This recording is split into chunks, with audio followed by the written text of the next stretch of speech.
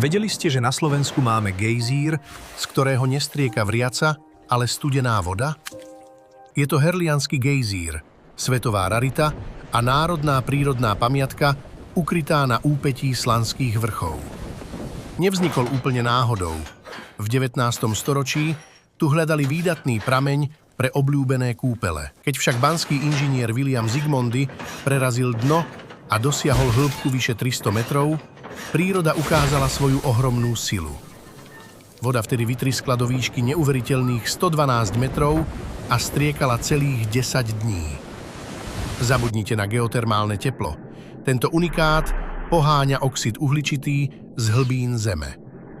Dnes tento studený gejzír vystrekuje vodu s teplotou len 14 až 18 stupňov do výšky 22 metrov.